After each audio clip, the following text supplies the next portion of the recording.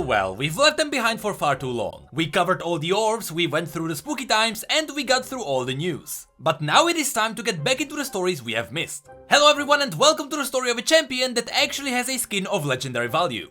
I know, I forgot about it too. Vladimir has a brand new and fleshed out story. And if you were here when we covered some of the more influential stories, you know that I love it when a champion reveals more information about Runeterra than just about themselves. And thankfully Vladimir did exactly that. Being a hemo mage that manipulates blood into prolonging his life, it is obvious that he's probably really old. And he also lived through crucial events that shook Runeterra. And those are exactly what we will learn about today. So without further ado, let's have a look at Vladimirs Bio and his short story. Vladimir is a character that lived for so long history lost track of who he is. Or rather, was. Noxian archives tell old legends of a prince in a kingdom threatened by the Darkin, also known as God Warriors, that moved north into eastern Valoran. The king was likely to lose his crown, should the Darkin claim his kingdom. So in order to show them his loyalty, the king traded in one of his sons as a political hostage. The idea was that the Darkin would kill his son should his loyalty be broken. But the king had many heirs waiting in line for the throne, and with Vladimir being the youngest prince, he would likely never get his turn on the throne. And so the king never really cared for him. To the Darkin, mortal lives were just pawns on the battlefield, disposable, amusing. The Darkin, however, were immortal. They themselves learned how to craft their flesh and transmute blood, giving them the mastery over life itself. But living in high standards, Vladimir thought himself above just mere mortals, and therefore he thought he was worthy of such power as well. And over his time spent with the Darkin, he built up their trust, and Vladimir became the first mortal to be permitted to study the art of blood magic.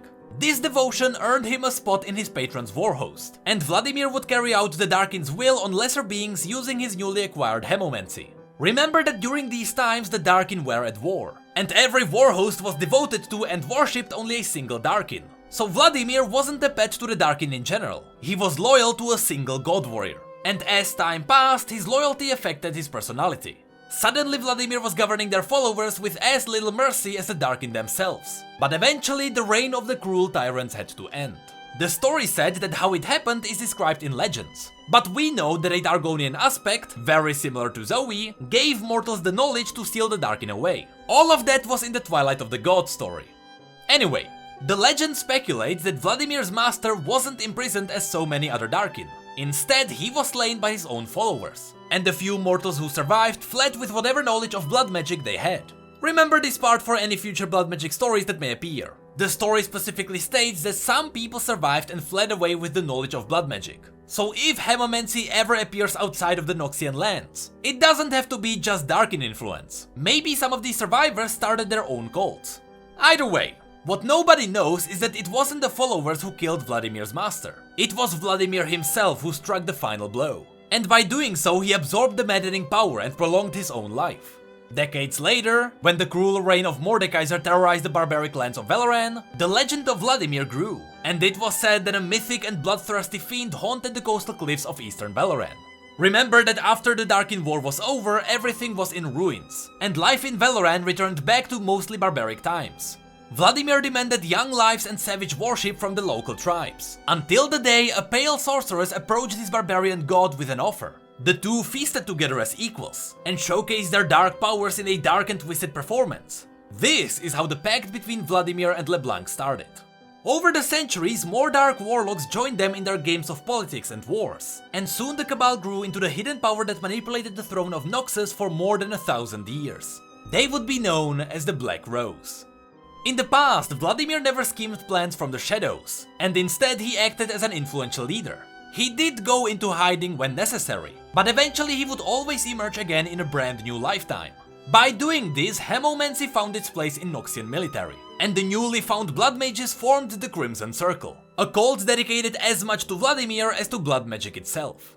For the following years everything went well. Noxus was in a powerful state after claiming the coast of Ionia, and the Black Rose's influence on the throne was ever stronger. But everything changed when Jericho Swain returned from the battlefields, killed the previous Grand General, and dramatically changed the political landscape. Swain's goal was to remove the corrupting heart of Noxus that influenced the previous leaders, and such he began hunting down the members of the Black Rose. This forced Vladimir to go back into hiding again, and let legends cover his tracks. But it seems that this time around, Vladimir re-emerged too soon. as the stains from his previous lifetime did not disappear yet. And it seems likely that Swain himself began to grasp Vladimir's true nature. Sensing this new conflict coming to Noxus, and remembering his time at the peak of the Darkin War, Vladimir knew it was time to stop hiding and renew his glorious past. This was the summary of Vladimirs Bio, but we get a lot more information from the short story called Art is Life. This story introduced a brand new character called Mora. She is a poor and talented painter that lives in a studio with a group of other poor and talented painters. Mora received an invitation to the Mortora district, also known as the Iron Gate, and there she would paint a portrait of a rich and powerful man. Of course she suspected it was Vladimir, because almost no one else lived in that area, and the other painters in their group encouraged Mora that this is the opportunity of her life. Except for the one guy that was clearly more talented than her, and he was just jealous that he wasn't picked instead. So Mora followed the instructions in the invitation and got to the Iron Gate. Most of Noxus was very noisy even at night. People were singing marching songs, swords clashing sounded from the arena, widows cried, drunken soldiers shouted, and drakehounds howled at nearby prey. Noxus was very noisy. But the district around the Iron Gate was dead silent, with the streets empty. When Mora got there, she was surprised how much free space there was around her. Usually everything is cramped. At the center of the empty plaza was a statue of a headless knight wielding a spiked mace. You don't have to second guess that this was a headless statue of Mordekaiser, the legendary warlord king of the past that ruled this place. Mora kept following the instructions until she got to a large mansion. She didn't need the instructions because everyone knew who lived here. But just as the letter said, the main doors were open and Mora stepped inside. This entire place was built from different styles of architecture, indicating that it was built over many centuries. And the heart of the mansion seemed to be built around some ancient Churiman temple. As Mora continued through the entrance, she had to go through the mansion's gardens. There she saw exotic flowers that she had never even heard about, and there were hundreds of colorful butterflies mixed between the flowers.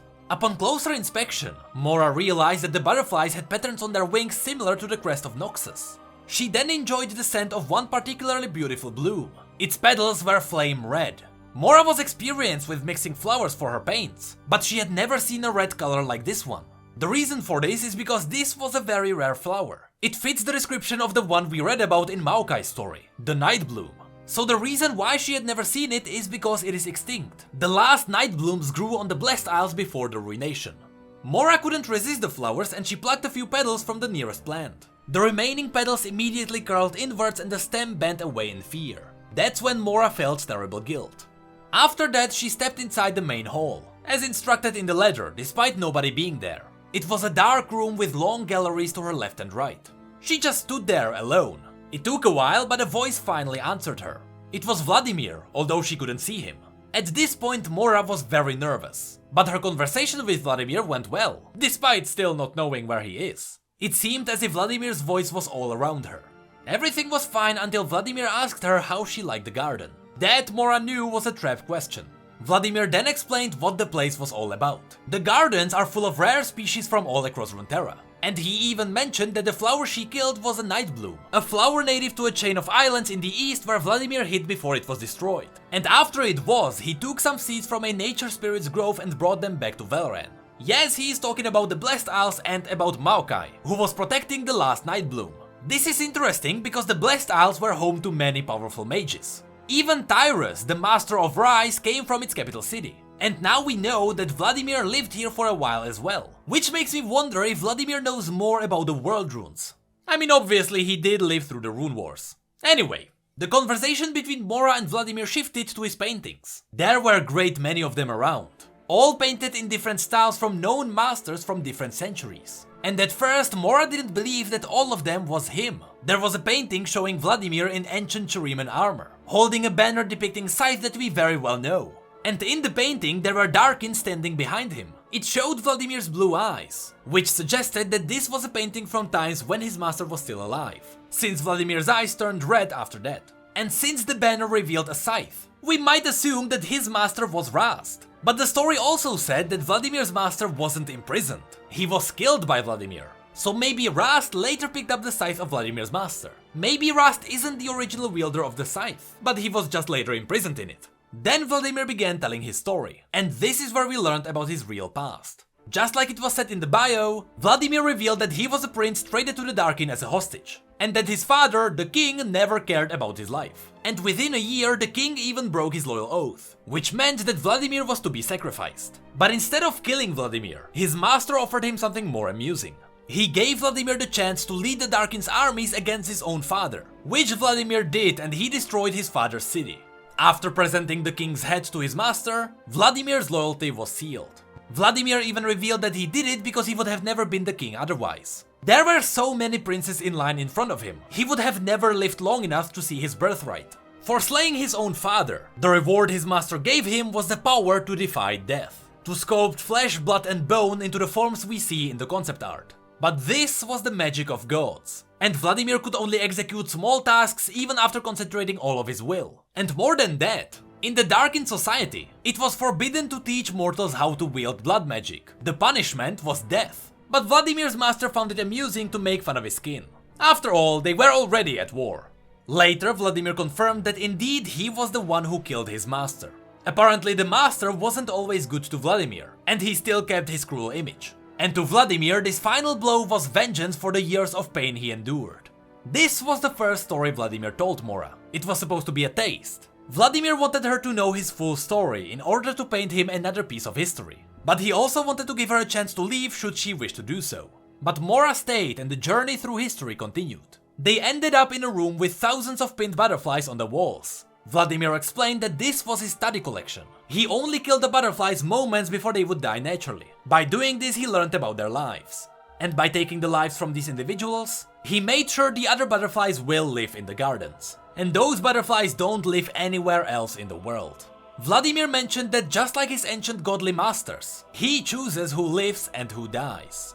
Again, mesmerized, Mora brushed the wing of one butterfly with her finger, only for it to turn into dust, and start a chain reaction that would make hundreds of them crumble. Of course, all of those pieces of dead butterflies falling on her terrified her, and she ran down the corridor. She ended up at the center of a tower with spiraling staircase around its edges. A dim red light was shining from the peak of the tower. She smelled hot metal in the air, like the iron winds carried from the forges. Of course, we know that blood smells like iron, so the presence of blood magic in the tower became more obvious.